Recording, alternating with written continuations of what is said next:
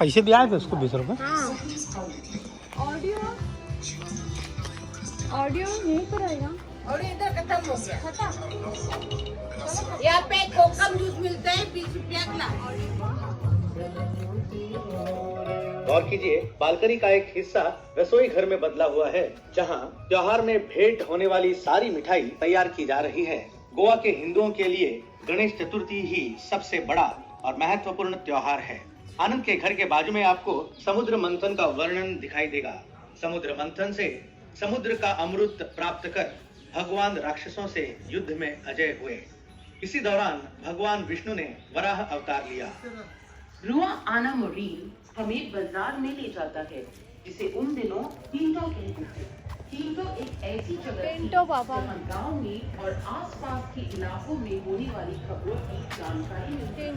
देखिए, टिंटो के एक खंबे पे पोस्टर चिपका के थिएटर का इश्तिहार दिया गया है।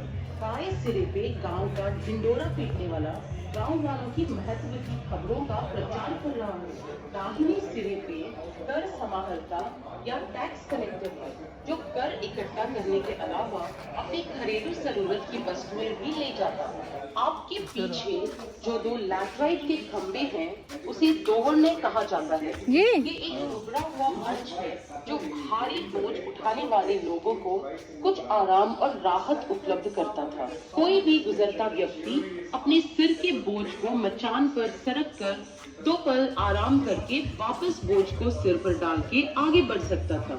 ये मिल के पत्थर का काम भी करते थे। आपकी बाई और कुछ सीढ़ियां चढ़ के आप हजाम काशीनाथ के पास पहुंचेंगे। काशीनाथ या तो पेड़ की छांव में या टींटों के अंदर बैठकर आदमियों के बाल और दाढ़ी बनाता था। गोवा में हजाम की एक और बहुत ही जरूरी भूमिका होती थी, शादी के जोड़े बनाने की और कई बार कहानियां सुनाने की भी। आगे बढ़े और वो 2 सीढ़ियां चढ़कर डोना मरिया के आंगन में प्रवेश करें।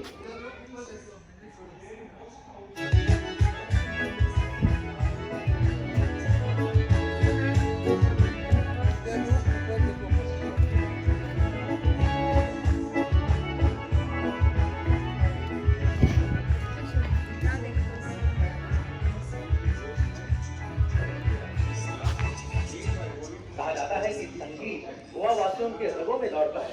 जैसे कि आप देख सकते हैं, बाएं सिरे पे मेस्त्री या गिरिजाधर गायक दल के उस्ताद अपने घर में प्रतिभाशाली बच्चों को विशेष क्लासेस दे रहे हैं। उस समय सर्वाधिक अधिमान्य बाजा वायलिन ही था। वायलिन इतना लोकप्रिय हो गया कि भारतीय शास्त्रीय संगीत में उसे अंगीकृत किया गया। मिस्त्री के घर के ठीक ऊपर आपको एक सन डायल या धूप घड़ी दिखाई देगी। अगर आप सही भौगोलिक वक्त चाहते हैं तो अपनी घड़ी को सही कीजिए।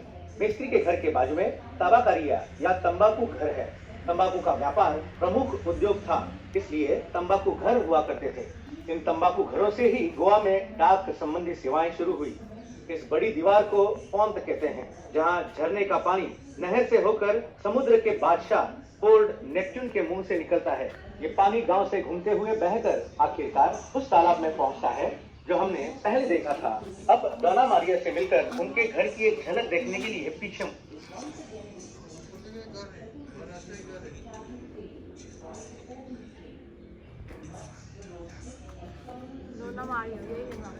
क्या नहीं यार, यही बता रहे।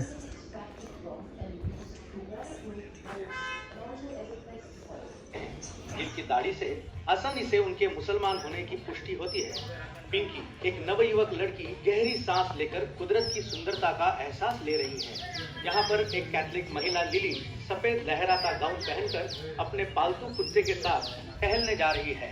उनका सेवक उनके लिए छाता लेकर पीछे टहल रहा है।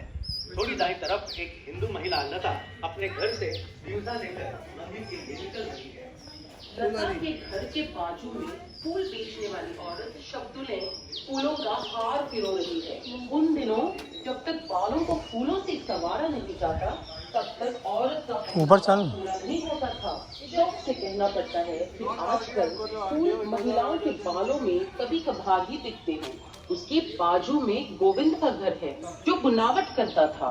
उसकी सेवाएं बहुत ही आवश्यक थी, क्योंकि उन दिनों प्लास्टिक की तो रचना ही नहीं हुई थी। गोविंद बांस से टोकरे, चटाई और भी बहुत सारी कामकाज या घरेलू इस्तेमाल की वस्तुएं बुनता था।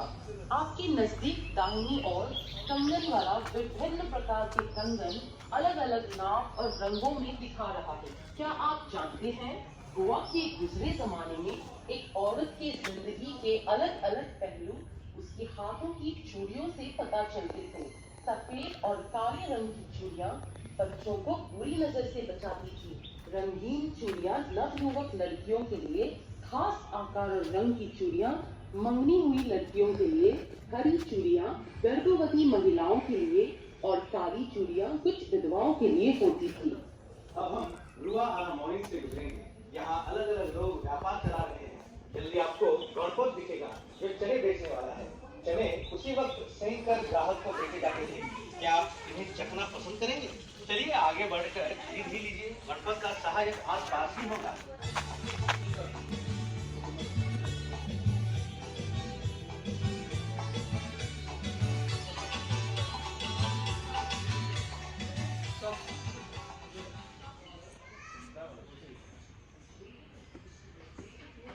दातू के घर के पीछे ऊपरी सतह के जो घर है उसमें आनंद रहता है।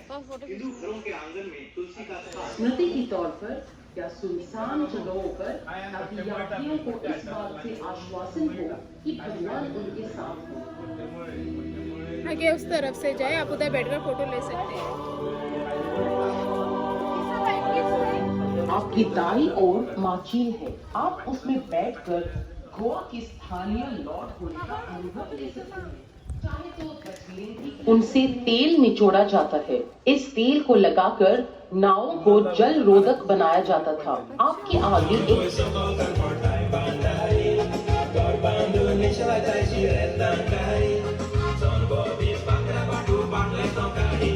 सीढ़ियां चढ़ने के बाद दाहिनी ओर जुआओं का घर है जिसकी दीवारें मिट्टी की बनी हैं और फर्श पर गोबर का लेप लगा हुआ है। परंपरा अनुसार जो कपड़े वो पहनते वो बालकनी में लटकाए हुए हैं। महिलाओं का कापड़ और पुरुषों की काष्टी। एक ही आकृति में पाया जाने वाला ये कापड़ 3 रंगों में पाया जाता है। जुआओं की पत्नी कतरी लाल रंग का कापड़ पहनकर बालकाओं में बैठी चावल चुन रही है। गोवा में किसान संतुष्ट रहता था। उसके होठों पे गीत और दिल में उमंग भरी रहती जिसे वो गानों से अभिव्यक्त करता था। उसके गानों को संग देता घुमट, एक प्रकार का तबला जिसे मिट्टी के मटके के एक भाग को चमड़ी से ढककर बनाया जाता था। घुमट का इस्तेमाल हर धर्म और जाति के उत्सवों में होता है। ऊपर आपकी बाई ओर टॉडी टेपर मार्टिन है जो नारियल के पेड़ पर चढ़कर उसका अर्क निकालता है।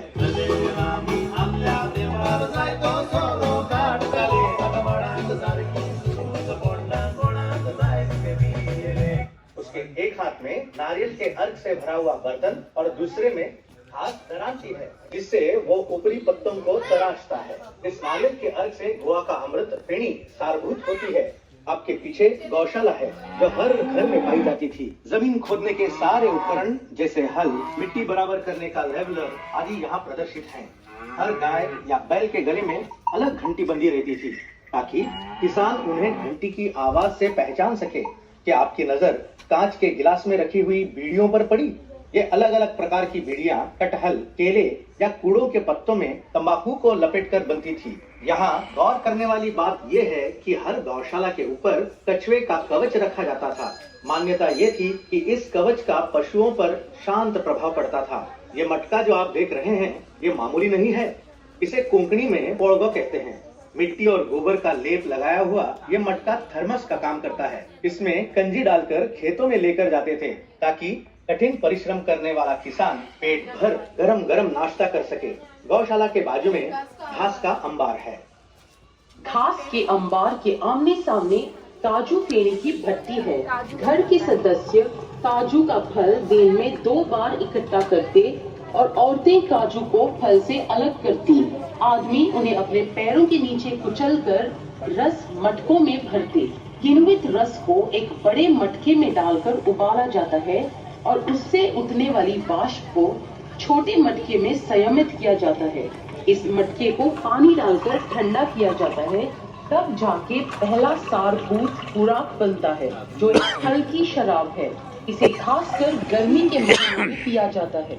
उराक को एक बार फिर जब और किण्वित रस से मिलाकर उबालते हैं, तब जो दूसरा सारभूत होता है उसे काजू फेनी कहते हैं। यह काफी तेज शराब होती है। काजू के बीज को सेंक कर फोड़ते हैं और अंदर का तत्व निकालते हैं, जैसे कि ये हरी साड़ी वाली महिला कर रही है। लकड़ी की सुई। मछुआरों के संरक्षक संत अंथनी की तस्वीर प्रधान रूप से झोपड़ी में प्रदर्शित है। संत अंथनी की देव आराधना करने के सारा कामकाज इसी झोपड़ी में होता था। देखिए उनके द्वारा इस्तेमाल, जिनका उपयोग नारियल पेड़ से तोड़ने, तार से राफ्टर्स बनाने और बाकी कामों के लिए घरों और व्यवसायों को दर्शाएगा जो समुद्र तट के पास होते थे। पीछे देखिए नारियल छिलने वाले काम पे लगे हैं। इस कपड़ों से मुझे आसानी से पहचाना जाता है। विशिष्ट खुले हुए समुद्र का खारा पानी ऐसी ही खानों में छोड़ा जाता, जहां तेज धूप में पानी बाष्पित होकर नमक पीछे रह जाता। अब आप आगे बढ़कर पिड्डू से मिलिए। नमक कैसे बनता है?